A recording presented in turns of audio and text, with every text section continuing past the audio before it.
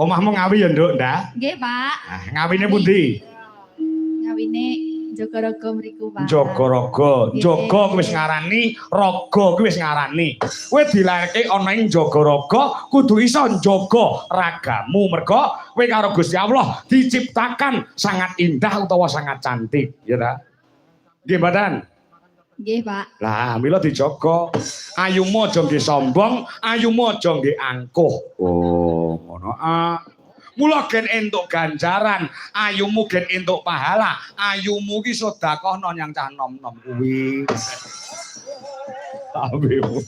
Tuh, tegese sedekah ki ditakoni nyauri kanthi bener becik. Mbak Wanda daleme Mbak Lurah Jeglik niku pundi? Oh, mriko lah dimlebet sekedhik, disauri kanthi mesem guyu. Senyum adalah ibadah. Oh, ngono ya. Ayo genti, Okwa. Lingsem. Ya, Pak.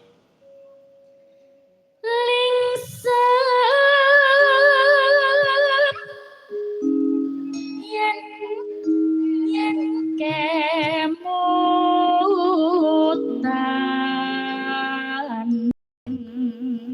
ya nano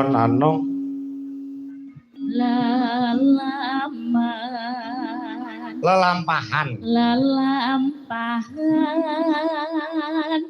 kang kawuri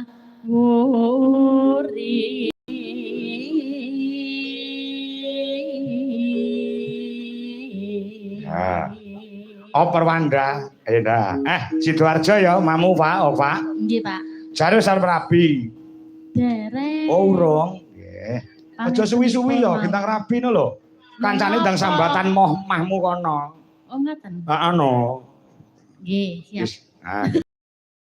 Bintang Rabi wis lak ngopo. Iya. Ayo Ra, Amara.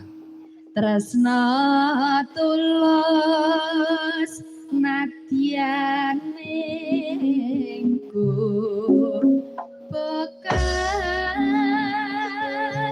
marah. Ya.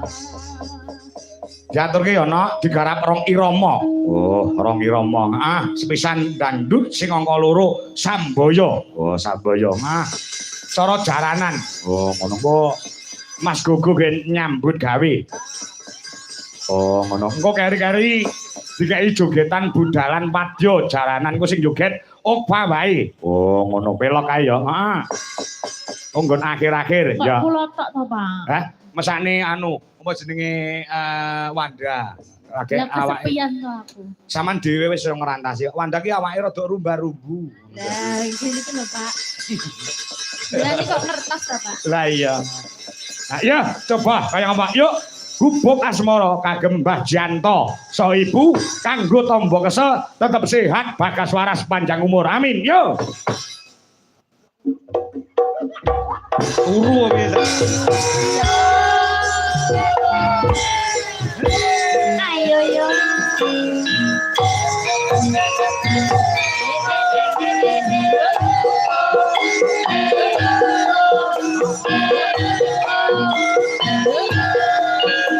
Masih. Caranya siapa sih?